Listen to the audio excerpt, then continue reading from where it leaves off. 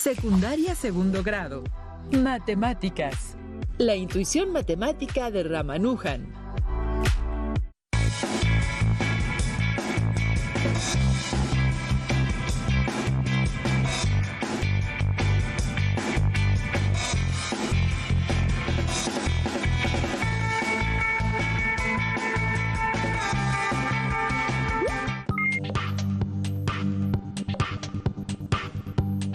Estimadas y estimados estudiantes, es un gusto estar con ustedes en esta sesión de matemáticas para segundo grado de secundaria. Soy el profesor Jorge Gómez Méndez y el día de hoy trataremos acerca de algunos aspectos de la vida y obra de Srinivasa Ramanujan. De esta manera, el propósito de esta sesión es reconocer las aportaciones de Ramanujan a las matemáticas. Srinivasa Ramanujan fue un matemático indio que vivió de 1887 a 1920. Como verán, tuvo una vida corta, pero en la que pudo realizar grandes contribuciones a las matemáticas. Pero, para conocer más acerca de la vida y obra de este extraordinario matemático, vayamos a una plática entre una alumna de secundaria y este ilustre matemático.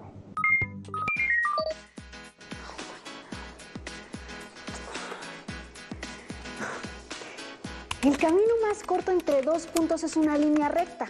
¡Claro! Debe de ser así. No necesito una explicación, pero conforme voy avanzando en el libro, encuentro cosas como que la suma de los cuadrados de los catetos en un triángulo rectángulo es igual al cuadrado de la hipotenusa.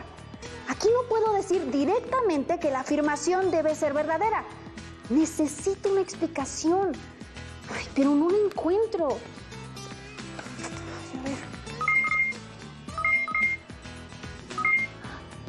¿Platica en directo con el maestro Ramanujan? A ver. Me contestó. Maestro, es que tengo muchas dudas. Encuentro cosas como que la suma de los cuadrados de los catetos en un triángulo rectángulo es igual al cuadrado de la hipotenusa. Aquí no puedo decir directamente que la afirmación debe ser verdadera. Necesito una explicación. ¿Me podría ayudar? Qué raro, esta seguridad que sentiste al afirmar que el camino más corto entre dos puntos es una línea recta.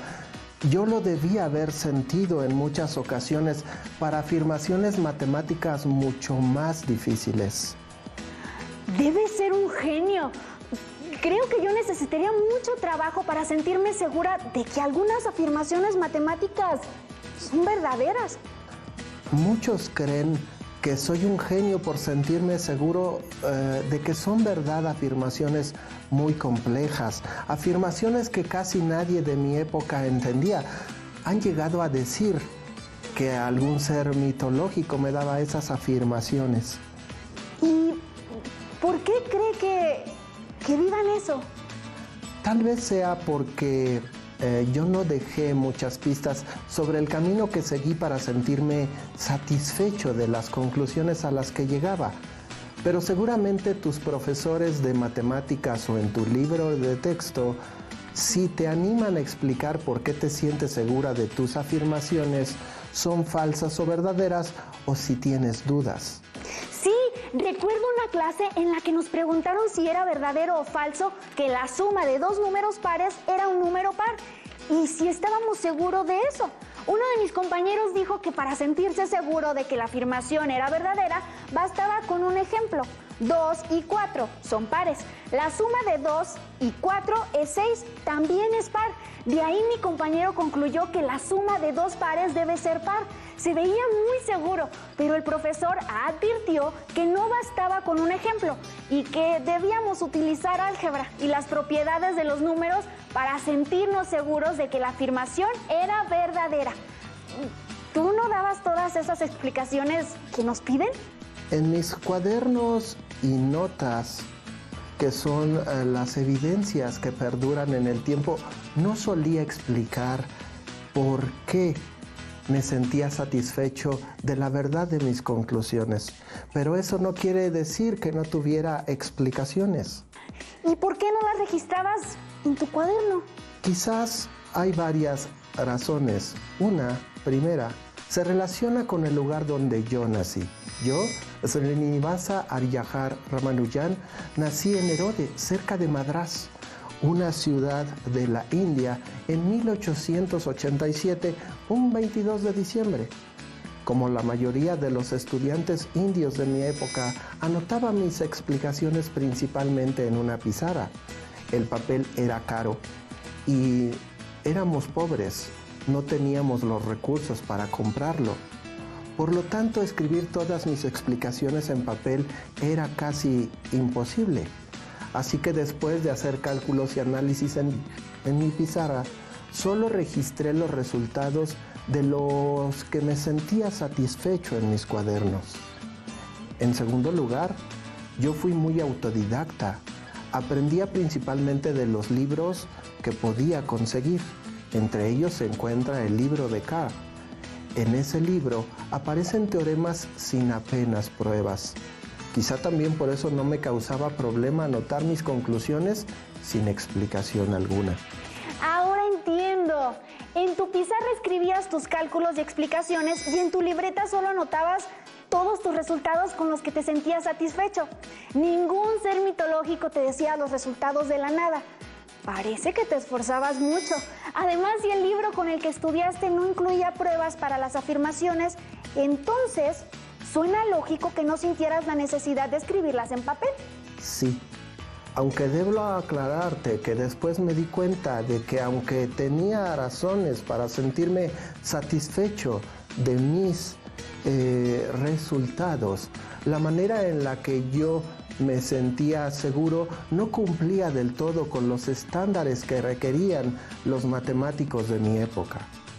¿Te pasaba como a mi compañero que con dar un ejemplo se sentía seguro de que su afirmación era verdadera, pero mi profesor le pedía utilizar álgebra?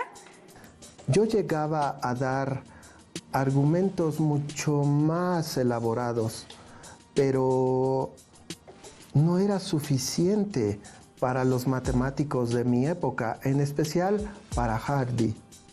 ¿Quién era Hardy? Hardy pertenecía a la Trinity College, una comunidad renombrada de científicos a la que perteneció nada más ni nada menos que Isaac Newton. A él le dirigí la siguiente carta que te voy a leer. Muy señor mío, me presento ante usted como un empleado en el Departamento de Contabilidad del Puerto de Madrás, con un salario de solo 20 libras al año. Tengo 23 años. No he tenido educación universitaria, pero he seguido los estudios ordinarios en la escuela. Después de la escuela he estado empleando mi tiempo libre en trabajar en matemáticas. No he seguido el curso regular que se hace en una universidad, sino que me estoy abriendo yo mismo un camino nuevo. Le pido que lea los papeles que adjunto. Siendo como soy, pobre, si usted cree que hay algo de valor, me gustaría que se publicasen mis teoremas. Acompañé esta carta de alrededor de 120 resultados a los que había llegado.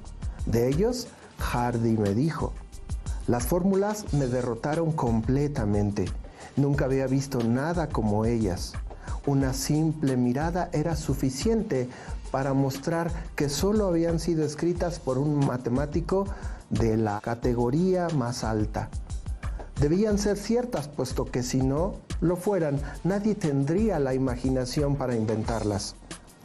Como ves, sorprendí a Hardy y fui aceptado en Cambridge. Así que en 1914 me fui a vivir a Inglaterra. Al parecer Hardy era muy importante. Por supuesto. Tuve el placer de que se convirtiera en mi amigo y guía. Él me explicó la importancia de seguir las reglas de los matemáticos de la época para sentirme seguro de que algo era verdadero. Me cuestionaba todo. Decía: ¿por qué haces todo esto? Yo le daba mis razones, pero parecían insuficientes. Me sentía satisfecho con mis conclusiones, con base en mis explicaciones, pero Hardy me pedía asociar esa seguridad con las reglas de los matemáticos de la época. Eso no era fácil para mí. No debe ser nada fácil. En el salón de clases nos costó trabajo pasar de sentirnos seguros en la verdad de afirmaciones que no requieren explicaciones, como la que dice que entre 2 puntos hay una recta, a sentirnos seguros con base en las reglas del álgebra. ¿Qué crees que se requiera para pasar de una seguridad a otra? ¿De qué me serviría asociar ese sentimiento de seguridad a las afirmaciones? Yo en vida quizá nunca lo supe, pero podemos recurrir a las investigaciones de tu época que nos pueden apoyar a comprenderlo. Mira, a esas afirmaciones de las que sientes seguridad sin necesidad de dar una explicación se le llaman intuiciones de sentido común. Por ejemplo, si te dicen es verdad que entre 2 puntos hay una línea recta, sientes una seguridad de que debe ser así, sin ninguna explicación. Pero hay otro tipo de intuiciones que podemos construir. Esas otras intuiciones son afirmaciones a las que asociamos seguridad o un sentimiento de debe ser así, pero con base en razones matemáticas. Vamos a ver si logramos que sientas ese sentimiento de seguridad, ese sentimiento de que algo debe ser así, con base en reglas algebraicas como te pide tu profesor. ¿Qué haces para resolver la ecuación x más 5 igual a 2x más 10? Tengo que encontrar el valor de la x con reglas que ahora no recuerdo. ¿Qué hiciste para aprender esas reglas? Intenté memorizarlas repitiendo una y otra vez y otra vez. ¿Y qué significan para ti esas reglas? Nunca vi más allá de números y letras. Creo saber cuál es el problema. En mi pizarrón yo realizaba muchos cálculos, resolvía problemas, practicaba mucho, pero parece que no basta con practicar. Yo en algunos momentos le daba algún significado a los símbolos que tenía ante mí. ¿Y cómo le doy un significado a esas reglas si para mí son puros símbolos? Supongamos que el signo igual representa una balanza y en los platillos se encuentran los miembros x más 5 y 2x más 10. Para resolver la ecuación, recuerda que debemos despejar la x. Hazlo, pero sin alterar el equilibrio de la balanza. ¿Qué puedes hacer para despejar la x sin alterar el equilibrio? ¡Claro! Quitar la misma cantidad a ambos miembros de la ecuación. Por ejemplo, si quito 5 a ambos miembros, me queda x es igual a 2x más 5. Muy bien. Has aprendido una regla para despejar la letra x de una ecuación. Esa regla tiene que ver con restar la misma cantidad a ambos miembros de una ecuación. ¿Te sientes segura de que esa regla debe ser verdad? Me convence esa regla. Si interpreto la ecuación como una balanza, puedo dar un significado a las reglas que utilizo para resolverla.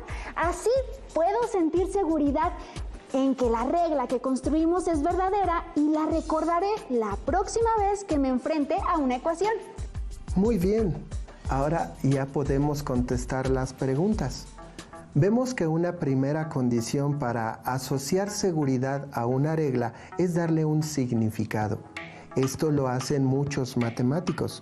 Por ejemplo, para dar significado a la igualdad A mayor que B mayor que C, algunos dibujan 3 puntos en una línea recta. Así, ellos tienen una imagen geométrica de la idea entre. Otra condición es que practiques esta regla en otras ecuaciones. La seguridad que asocias a esa regla, como tú misma dices, te llevará a aplicarla en futuros problemas casi sin que te des cuenta. ¡Claro! A veces cuando estoy resolviendo un problema siento que me llega la solución a la mente, pero no es porque algún ser mitológico me diga la respuesta como muchos creen que te pasaba a ti. Muy probablemente es porque he aprendido muchas cosas que he practicado mucho, a las que les he dado un significado y a las que les he asociado seguridad. Entonces, cuando me enfrento a un nuevo problema, Se me vienen todas esas ideas a la mente. Yo en mi pizarra practicaba mucho y le daba algún significado a los símbolos que escribía. Quizá eso fue suficiente para asociar seguridad a las fórmulas y conceptos a los que llegaba. En otras palabras, iba construyendo nuevas intuiciones. Cuando trataba de resolver un nuevo problema y me esforzaba, todas esas intuiciones se ponían en juego y podía llegar a resultados que a todos sorprendían. Sin embargo, como no estudié la manera de hacer demostraciones, algunas de esas intuiciones no se basaban en las reglas matemáticas que exigían los matemáticos de mi época. Es muy probable que hayas llegado a todas esas fórmulas que a todos nos sorprendían con mucha práctica, dando significado a los símbolos que escribías y asociándoles seguridad, y todas esas fórmulas a las que llegaste, ¿eran de lo mismo? Empecé construyendo tableros mágicos. Después me dediqué un poco a la geometría, donde traté de la cuadratura del círculo y establecí un valor de la longitud del círculo ecuatorial de la Tierra, que difería del verdadero solo por unos pocos pies. Después me incliné por el álgebra, seguí con integrales elípticas. Discúlpame que te interrumpa, pero ¿los tableros mágicos son como los cuadrados mágicos que hoy conocemos? A mí me gustan, me parecen muy entretenidos. A veces me pongo retos de tiempo para resolverlos. Pueden ser similares. El que construí es especial porque los números de cada fila suman 139. También los de cada columna, los de ambas diagonales, los de las esquinas, los del cuadrado central, las casillas centradas abajo, las casillas centradas del lado izquierdo y las casillas centradas del lado derecho. Me gustaba tanto jugar con los números que en este tablero coloqué la fecha de mi cumpleaños, 22 de diciembre de 1887. Realmente son maravillosos los números y las relaciones que puedas establecer con ellos. ¿Qué otras relaciones trataste de establecer? ¿Relaciones entre los números? Recuerdo una anécdota. Desde mi llegada a Cambridge, yo mismo me preparaba mi comida. Siempre fui vegetariano, a veces no me alimentaba muy bien. Eran tiempos de guerra y en ocasiones el alimento escaseaba, así que enfermé. Un día Hardy fue a visitarme, abordó un taxi y sabiendo que disfrutaba de los números, mencionó que llegó en el taxi con el número 1729. Un número insípido, me dijo. Tal vez para retarme. Muy rápido le respondí que ese era un número muy interesante. Le comenté, es el número más pequeño que puede expresarse con la suma de dos cubos de dos maneras diferentes. ¿Cuáles son esos números y esas sumas? 1729 es igual a 9 al cubo, más 10 al cubo. También es igual a 1 al cubo, más 12 al cubo. A ver, déjame hacer los cálculos. ¡Es cierto! ¡Muy impresionante! Aunque es fácil verificarlo, supongo que no fue sencillo notar que ese número es el más pequeño con esa propiedad. Por supuesto que no fue fácil. Después Hardy me preguntó cuál sería el número más pequeño que se pudiera expresar de dos formas distintas como suma de dos potencias cuartas. Seguramente le respondiste a Hardy rápidamente. No supe contestarle, aunque con base en mis intuiciones o seguridades, conjeturé que debía ser un número muy grande. Ahora, con base en pruebas o demostraciones matemáticas, puedo decirte que sé con certeza cuál es ese número. ¿Pudiste calcularlo? No tuve oportunidad, pero Leonhard Euler en el siglo XVIII lo sabía. Supongo que no fue la única relación numérica que encontraste. Me dijiste que tenías cientos de fórmulas. Tienes razón, no fue la única. También ideé métodos para calcular con gran exactitud los dígitos del número pi. A ese número pi sí lo he escuchado. En la primaria lo usamos y en la secundaria hemos profundizado sobre su significado. Con lo que hemos aprendido en la secundaria, me es más fácil recordarlo. Pi ciertamente es un número maravilloso. Es más que 3.14. Pi es un número con infinitas cifras decimales y relaciones numéricas maravillosas. Es intrigante. ¿Y tus aportaciones las utilizan para hacer o crear algo? O, por ejemplo, esto que mencionas de pi, ¿para qué sirve? ¿Ayudan en algo en la vida actual? Recientemente aprendí, leyendo algunos artículos, que lo utilizaron para los relojes de péndulo. También me enteré que se han basado en mis fórmulas como base para lograr calcular pi con una precisión muy alta, y esto ha sido de gran utilidad en la tecnología moderna. Específicamente, el número pi se ha usado para el funcionamiento del GPS. También ha contribuido para que puedas comunicarte por llamadas a través de tu teléfono celular. Ahora dime tú si pi no es un número maravilloso y casi mágico. Sí, sí lo es. No creí que tuviera esa utilidad. Estoy sorprendida. Siempre supuse que solo servía para calcular el área y el perímetro del círculo. Muy probablemente todas esas aplicaciones de mis fórmulas en la actualidad han reforzado la seguridad en los matemáticos de que son verdaderas. Entonces, ¿todo tu trabajo ha sido una gran aportación? Creía que no.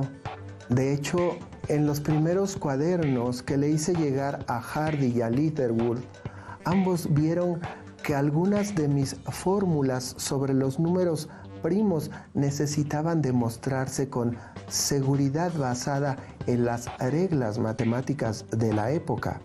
Al final ya no pudimos demostrar cuál sería el próximo número primo de una secuencia, y creo que en la actualidad ese sigue siendo un problema a resolver. Sin embargo, sé que esas aproximaciones han sido las bases para encriptar datos que protegen tu dinero cuando haces pagos a través de la Internet. Es increíble la manera en la que ha cambiado el mundo. Entonces, por eso me piden que resuelva muchos problemas con las fórmulas que aprendemos. No solo es para molestarme, sino, entre otras cosas, para que aumentemos nuestra seguridad de que las fórmulas son verdad. Es que eso de resolver problemas a veces no es fácil.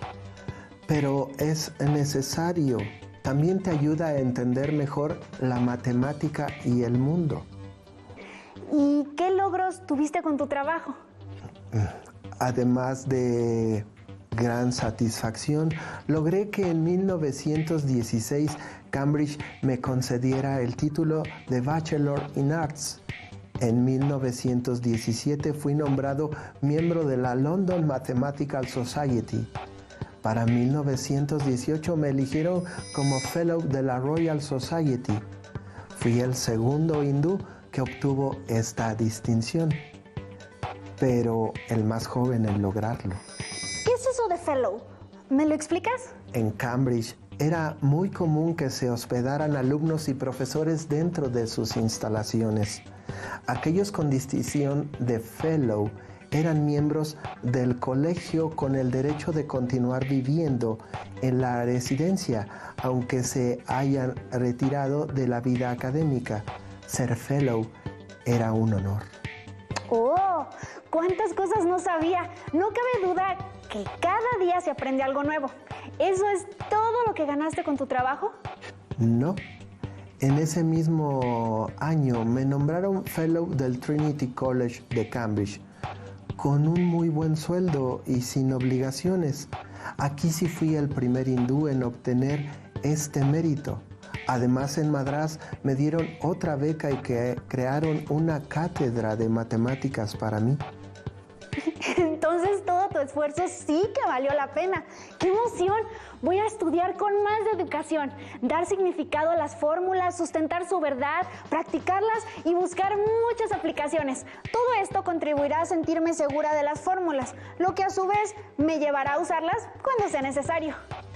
Me alegra que en este momento ya lo veas de esa manera. Supongo que disfrutaste mucho tiempo de la fama ganada con tu esfuerzo y que lo compartiste con tu familia. Pues desafortunadamente no. Regresé a Madrás en 1919 porque estaba muy enfermo de tuberculosis.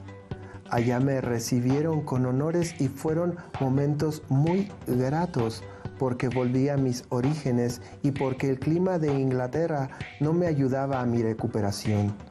Ellos me dieron el mejor tratamiento que había en la India, pero solo tuve la dicha de permanecer un año más en la ciudad que me vio crecer. En ese año, a pesar de mi debilidad por la enfermedad, seguí escribiendo más y nuevas fórmulas. Mi mente no se detenía y con las herramientas y el conocimiento que obtuve en Cambridge, logré escribir un cuaderno más. Era el año de 1920 y yo, con apenas 32 años, me despedí de este mundo. ¡Qué tristeza! Aún enfermo no dejaste de escribir. Sí que fuiste un apasionado y eras muy joven para irte así. Seguro fue una gran pérdida para tu familia y para la humanidad. Lo único que lamento es no haber contado con el tiempo suficiente para realizar las demostraciones de esas últimas fórmulas de mi último escrito, que supe estuvo perdido durante algún tiempo.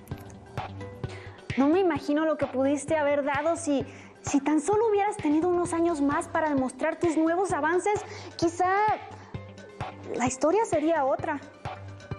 El cuaderno que escribí al final, al parecer lo encontraron hasta el año de 1976 y me he enterado que esos cuadernos han inspirado numerosos trabajos de matemáticos posteriores. Sé que han tratado de demostrar mis enunciados, así como abierto nuevas direcciones de investigación que yo no conocía. Pero entonces al final, ¿cuál de todas estas ideas consideras que ha sido tu mayor aportación? No quisiera parecer poco humilde, pero como me lo hicieron saber algunos colegas, pero todas han sido valiosas. Aún siguen revisando el último cuaderno que dejé, así que no puedo ser yo quien determine eso. Si te esfuerzas y estudias lo suficiente, tal vez seas tú quien pueda terminar las demostraciones que dejé pendientes y determinar qué alcances pueden tener mis teoremas. Me esforzaré al máximo y daré lo mejor de mí. Lo que sí te aseguro es que la próxima vez que platiquemos hablaremos el mismo lenguaje matemático. Espero que te haya sido de utilidad. Hasta pronto, maestro Ramanujan. Hasta pronto. Deseamos que este programa haya sido de su agrado. Gracias a todas y todos ustedes y les invitamos a que nos reencontremos en la próxima sesión de Aprende en Casa. Hasta pronto. Si tienes dudas o necesitas ayuda, llama al Centro de Apoyo Pedagógico a Distancia. El número de teléfono para secundaria es el 55 36 01 71 23. Si requieres consultar los libros de texto en versión digital, recuerda que los puedes encontrar en la página conalitec.cep.gov.mx. Y recuerda que también cuentas con el sitio aprendeencasa.cep.gov.mx, en donde podrás ver nuevamente los videos de los programas y además encontrarás actividades para fortalecer tus aprendizajes. También te invitamos a que consultes la plataforma nuevaescuelamexicana.cep.gov.mx.